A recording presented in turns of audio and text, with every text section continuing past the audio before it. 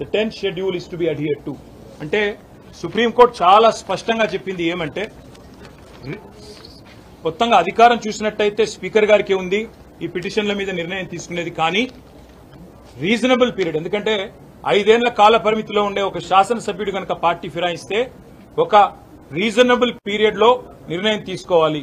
Reasonable period అంటే ఏమిటి అని కూడా సుప్రీంకోర్టు డిఫైన్ చేసింది. ఏమని, 3 నెలల లోపల ఖచ్చితంగా నిర్ణయం తీసుకోవాలి.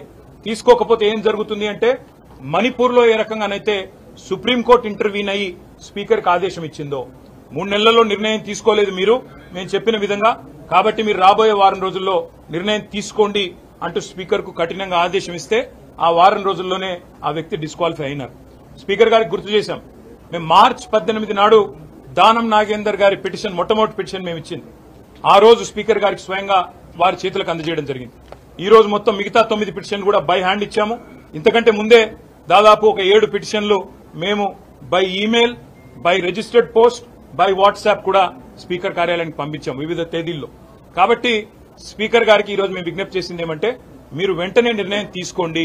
ఇప్పటికే 4 నెలలు దాదాపుగా కావస్తా ఉంది, మరి 3 నెలల్లో నిర్ణయం తీసుకోవాలని చెప్పి మరి అక్కడ సుప్రీంకోర్టు తీర్పు ఉంది. దయచేసి స్పీకర్ గౌరవాన్ని, శాసనసభ గౌరవాన్ని కాపాడండి.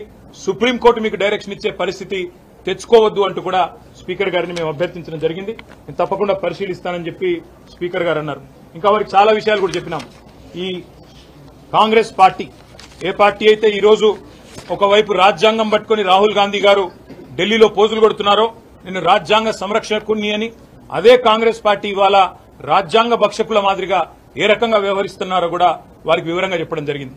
చేతుల్లో రాజ్యాంగం పట్టుకుని పార్లమెంట్ లో పోజులు, బయటికి వచ్చి కాంగ్రెస్ కార్యాలయంలో పార్టీ ఫిరాయించిన ఎమ్మెల్యేలకు వారిని వెన్నుతట్టి ప్రోత్సహించే విధంగా రాహుల్ గాంధీ గారు ప్రవర్తిస్తున్నారని చెప్పి కూడా నేను స్పీకర్ గారికి గుర్తు చేయడం జరిగింది. ఇది కాంగ్రెస్ పార్టీ యొక్క జాతీయ మేనిఫెస్టో.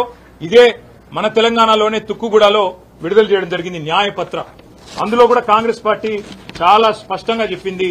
ఏం చెప్పింది న్యాయపత్రాలు అంటే, we promise to amend the 10th schedule of the constitution and make defection, leaving the original party on which the MLA or MP was elected, an automatic disqualification of the membership in the assembly.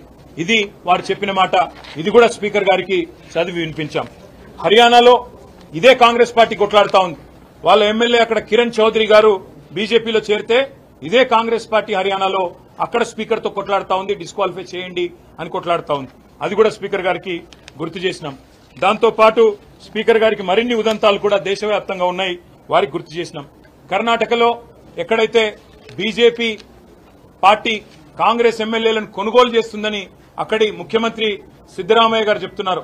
50 కోట్లకు ఒకరు చొప్పున పశువుల సంతలో పశువుల్ని కొన్నట్టు మా ఎమ్మెల్యేలని కొంటున్నారు అని చెప్పి అక్కడ సీఎం సిద్దరామయ్య గారి ఆక్రోశం ఏదైతే ఉన్నదో అది కూడా స్పీకర్ గారికి చెప్పాము. మీరు ఇలాంటివి అనుమతిస్తే ఇలాంటి వాటిని పరోక్షంగా మీరు పట్టించుకోకపోతే పరోక్షంగా ప్రోత్సహించినట్టే అవుతుందని చెప్పి కూడా వారికి చెప్పాం. స్పీకర్ గారు ఏ పార్టీ నుంచి అయితే గెలిచారో కాంగ్రెస్ పార్టీ నుంచి, అదే కాంగ్రెస్ పార్టీ ముఖ్య నాయకుడు రాహుల్ గాంధీ గారు గోవాలో అక్కడి కాంగ్రెస్ అభ్యర్థులందరితో కూడా ఈ రకంగా శపథం చేయించారు.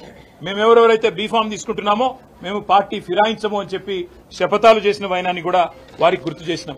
అదేవిధంగా మొన్న జరిగిన హిమాచల్